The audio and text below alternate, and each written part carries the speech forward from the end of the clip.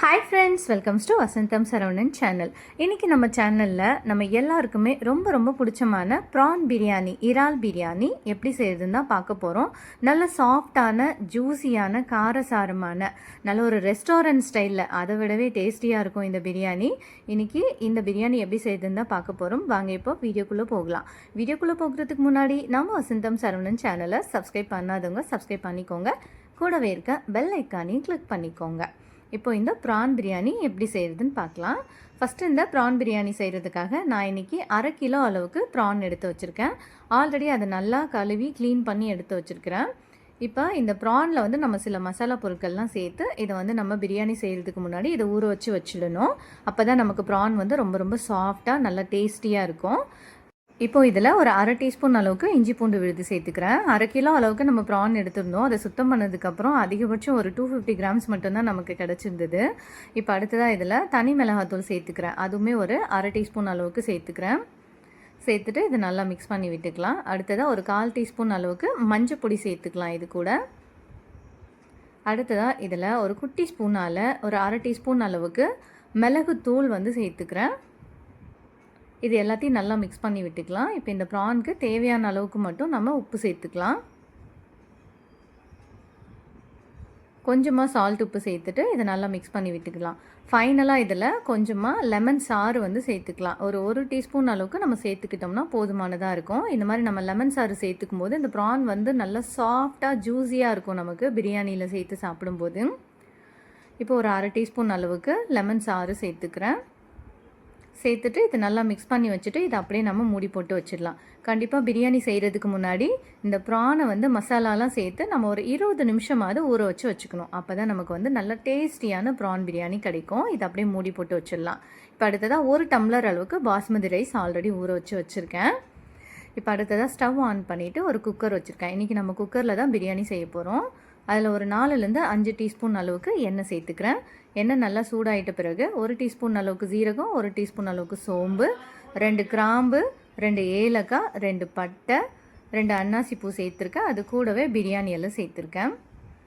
இப்போ அடுத்ததாக 2 medium size வெங்காயம், 2 மீடியம் சைஸ் தக்காளியை வந்து குட்டி குட்டியாக கட் பண்ணியிருக்கேன். நம்ம ஃபஸ்ட்டு வெங்காயத்தை நீல வாக்கில் கட் பண்ணி இது கூட சேர்த்துக்கலாம். 1 டம்ளர் அளவுக்கு பாஸ்மதி ரைஸ்க்கு 2 மீடியம் சைஸ் வெங்காயம் வந்து கரெக்டாக இருக்கும் நமக்கு பிரியாணிக்கு. இப்போ நீல வாக்கில் கட் பண்ண வெங்காயத்தை சேர்த்துட்டு இது நல்லா கோல்டன் ப்ரௌன் ஆகிற வரைக்கும் இதை நல்லா நம்ம வதக்கி விட்டுக்கலாம். பிரியாணிக்கு எப்போவுமே பார்த்திங்கன்னா வெங்காயம் நல்லா கோல்டன் ப்ரௌன் கலருக்கு நல்லா வெந்து, அதாவது வதங்கி வரணும். இப்போ இதை வெங்காயம் சீக்கிரம் வதங்கி வர்றதுக்காக அதில் கொஞ்சமாக சால்ட் உப்பு சேர்த்துக்கிறேன். இப்போ இதை நல்லா வதக்கி விட்டுக்கலாம். இப்போ வெங்காயம் ஓரளவுக்கு நல்லா கோல்டன் ப்ரௌன் கலருக்கு ஆகிடுச்சு. இப்போ இந்த ஸ்டேஜில் நம்ம குட்டி குட்டியாக கட் பண்ணி வச்சுருக்கிற தக்காளியை நம்ம இது கூட சேர்த்துக்கலாம். இப்போ தக்காளி சேர்த்துட்டு இதை நல்லா வதக்கி விட்டுக்கலாம். தக்காளி நல்லா நம்ம அரைச்சி விட்டால் எந்த அளவுக்கு வதங்கி இருக்குமோ அந்த அளவுக்கு நம்ம இதை நல்லா வதக்கி விட்டுக்கணும். இப்போ தக்காளி சேர்த்தாச்சு. அடுத்ததாக இப்போ இது கூடவே கொஞ்சமாக ஒரு 1/4 டீஸ்பூன் அளவுக்கு மஞ்சள் பொடி சேர்த்துக்கலாம். மஞ்சள் பொடி, உப்பு இதெல்லாம் சேர்த்து வதக்கும் போது சீக்கிரத்துலேயே வெங்காயம் தக்காளி எல்லாம் நல்லா வதங்கி வந்துடும். இப்போ இது கூட கொஞ்சமாக ஒரு கைப்பிடி அளவுக்கு கட் பண்ணி வச்சுருக்கிற கொத்தமல்லியை சேர்த்துக்கலாம். இது எல்லாத்தையும் நல்லா வதக்கி விட்டுக்கலாம். இப்போ இதை அப்படியே மூடி போட்டு வச்சுட்டு வதக்கணும்னா சீக்கிரத்துலேயே நமக்கு வந்து வதங்கி வந்துடும். ஒரு 2 நிமிஷத்துக்கு அப்புறமா இதை ஓப்பன் பண்ணி பார்க்கலாம். தக்காளி நல்லா மசிச்சு விட்ட மாதிரி வதங்கி வந்திருக்கு. இப்போ இந்த ஸ்டேஜில் இதில் ஒரு டீஸ்பூன் அளவுக்கு இஞ்சி பூண்டு விழுது சேர்த்துக்கலாம். ஆல்ரெடி நம்ம இந்த ப்ரானை வந்து நம்ம மசாலா சேர்த்து ஊற வச்சோம் இல்லையா, அது கூடவே ஒரு 1/2 டீஸ்பூன் அளவுக்கு இஞ்சி பூண்டு விழுது சேர்த்துருக்கோம். அதனால் நம்ம இதுக்கு ஒரு டீஸ்பூன் அளவுக்கு மட்டும் சேர்த்தா போதுமானதாக இருக்கும். இப்போ இது எல்லாத்தையும் நல்லா வதக்கி விட்டுக்கலாம். இஞ்சி பூண்டு விழுதோட பச்சை வாசனைலாம் போகிற வரைக்கும் நல்லா வதக்கி விட்டுக்கலாம். இப்போது வெங்காயம், தக்காளி, இஞ்சி பூண்டு விழுது இது எல்லாமே நல்லாவே வதங்கி வந்துருச்சு. இப்போ இந்த ஸ்டேஜில் நம்ம காரத்துக்கு மிளகாய் பொடியெல்லாம் சேர்த்துக்கலாம். இப்போ இதில் காரத்துக்கு ஒரு 1/2 டீஸ்பூன் அளவுக்கு மட்டும் தனி மிளகாத்தூள் சேர்த்துக்கிறேன். நம்ம ஆல்ரெடி ப்ரான் வந்து ஊற வச்சோம் இல்லையா மசாலா, அது கூடயே நம்ம காரத்துக்கு பெப்பர் பொடியும் மிளகாத்தூளும் சேர்த்துருக்கேன். ஸோ 1 டம்ளர் அரிசி தான் எடுத்திருக்கோம். அதனால் வந்து நான் கொஞ்சமாக ஒரு 1/2 டீஸ்பூன் அளவுக்கு மட்டும் மிளகாய் பொடி சேர்த்துக்கிறேன். இது கூடவே ஹோம்மேட் கரம் மசாலா, ஆல்ரெடி நம்ம சேனலில் ஹோம்மேட் கரம் மசாலா எப்படி செய்யுதுன்னு வீடியோ அப்லோட் பண்ணியிருக்கேன். கண்டிப்பாக அதை செக் பண்ணி பாருங்கள். இப்போ அதுலேருந்து ஒரு 1/2 டீஸ்பூன் அளவுக்கு ஹோம்மேட் கரம் மசாலா சேர்த்துக்கிறேன். சேர்த்துட்டு இதோட பச்சை வாசனை போகிற வரைக்கும் வதக்கி விட்டுக்கலாம். அடுத்ததாக நம்ம ப்ரான் ஊற வச்சு வச்சுருக்கோம் இல்லையா மசாலா சேர்த்து. இப்போ அந்த ப்ரானை வந்து நம்ம இது கூட சேர்த்துக்கலாம்.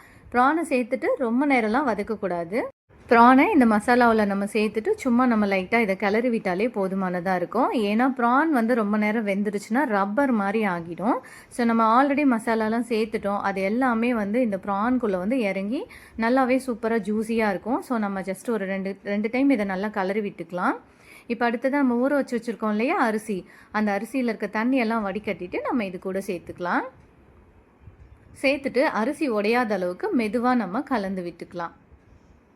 இப்போ 1 டம்ளர் அளவுக்கு நம்ம பாசுமதி ரைஸ் எடுத்துருக்கோம். இப்போ அதுக்கு 1.5 டம்ளர் அளவுக்கு நம்ம தண்ணி சேர்த்துக்கிட்டோம்னா கரெக்டாக இருக்கும். நல்லா பிரியாணி வெந்து கிடைக்கும் நமக்கு. சப்போஸ் உங்களுக்கு ரொம்ப உதிரி உதிரியாக ரெஸ்டாரண்ட்டில் கிடைக்கிற மாதிரி ரொம்ப உதிரி உதிரியாக வேணும் அப்படின்னு நினச்சிங்கன்னா 1 டம்ளர் அரிசிக்கு 1.25 டம்ளர் அளவுக்கு தண்ணி சேர்த்துக்கோங்க.